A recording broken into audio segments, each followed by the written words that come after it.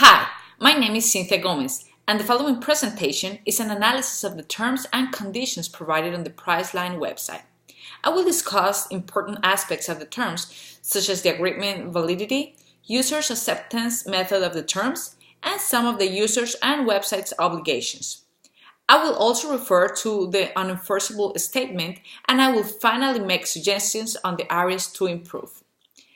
Priceline is an online business that serves as a travel agent, offering special discounts on a variety of services related, but not limited to hotels, car rentals, cruises, flight tickets, and vacation packages. First of all, it is important to clarify that the terms of use are a disclaimer given to users, in this case by a website, that explains the terms in which the website should be used if the visitor decides to make a conversion or simply just surf around.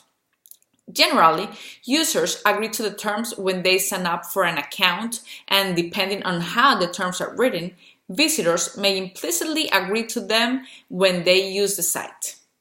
Priceline's terms and conditions are divided into two parts. Part 1 are general terms and conditions, and Part 2 covers the travel services.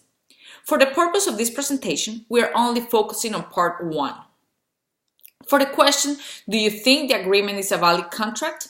The answer is no, I do not think so.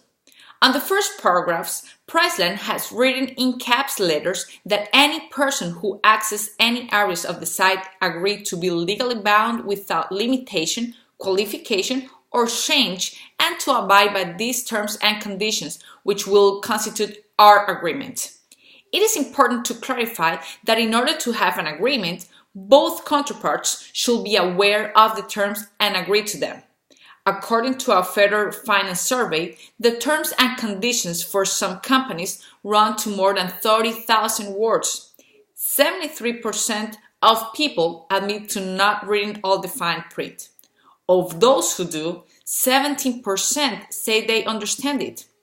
With this said, the amount of people who reads the terms and conditions is minimal, and even more is the amount of those who read these terms. Therefore, if users do not read the terms and are not familiarized with its importance based on Priceline's clause, they will be unknowingly accepting the terms. Another question that is in the discussion is if it matters whether a visitor affirmatively assents through clicking on I agree icon or something similar, or should a user be bound solely through the use of the website? The form in which the terms of use are displayed and agreed by users definitely matters.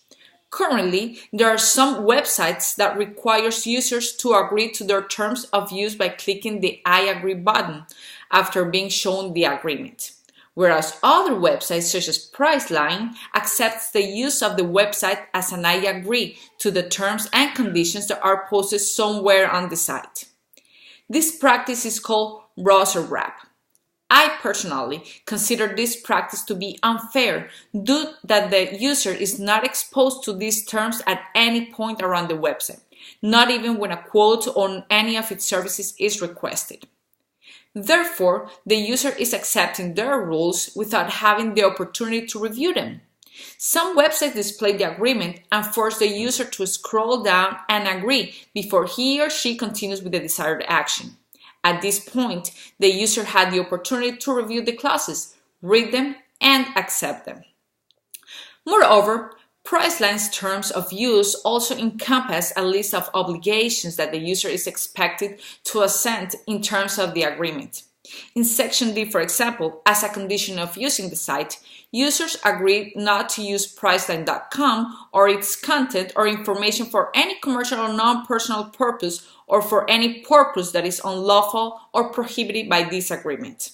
Section K entitles users to defend and indemnify Priceline and the covered parties from and against any claims, causes of actions, demands, recoveries, losses, damages, fines, penalties, or other costs of expenses of any kind or nature, including but not limited to reasonable legal and accounting fees brought by the user or on behalf of the user in excess of the liability described above.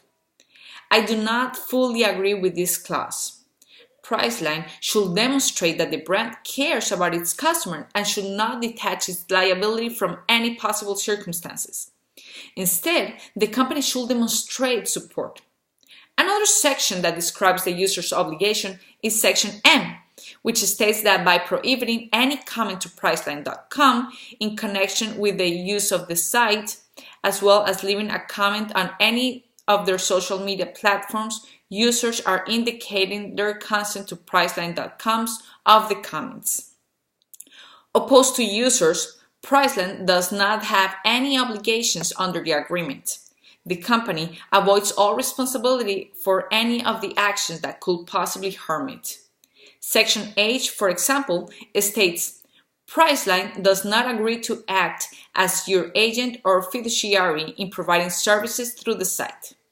Section N states that Priceline.com will respond to requests within the time periods indicated on the site, but no guarantee is made that the status of the request will be made available to the user within the stated processing time. From my perspective, all the statements in the agreement are enforceable and valid, except Section T, miscellaneous. It implies that there might be more captions that are not included in the agreement. It says, the captions in this agreement are only for convenience and do not in any way limit or otherwise define the terms and provisions of this agreement. I understand Priceline's reasons when creating the captions in the agreement. They are simply trying to keep their liability to a minimum, keeping in mind that there might be some special circumstances that they might have to confront. However, if the caption doesn't limit or define the terms and provisions of the agreement and it is only for their convenience, the purpose of this clause is null. Finally, I recommend that Priceline builds its website in such a way that the average internet users are aware of the terms in an easier manner. Maybe flipping to click wrap agreement will be a more convenient option, especially for first-time users and customers. In addition, Priceline terms and conditions contains more than 18,000 words, and even though some of the vocabulary used are common, there are still words that for average people are not familiarized with, making the whole context difficult to understand. Therefore, I recommend that the company writes a short and easy-to-read version of this agreement so that customers and first-time visitors easily notices the agreement and have an optimal experience when reviewing it. The site could try to explain the clauses by playing a short video in which the CEO analyzes each one of them. That could also work. Last but not least, if the Priceline.com will continue using the browse wrap agreement, it will be more beneficial for customers if the website makes the terms of use more noticeable and clarifies the fact that the user is asserting the agreement by simply navigating through the site. In conclusion, the terms of use or conditions are important clauses that every website should have, and if not, they should, in order to protect themselves from any liability that can arise from users or affiliates. Priceline's terms of use were written with this purpose. They are valid from a company's perspective, and whether or not they are fair for users is a question that can only be answered by a judge. Most probably, users will still assert the agreement in order to use their services. Thank you so much, and I hope you enjoyed this presentation. Bye-bye.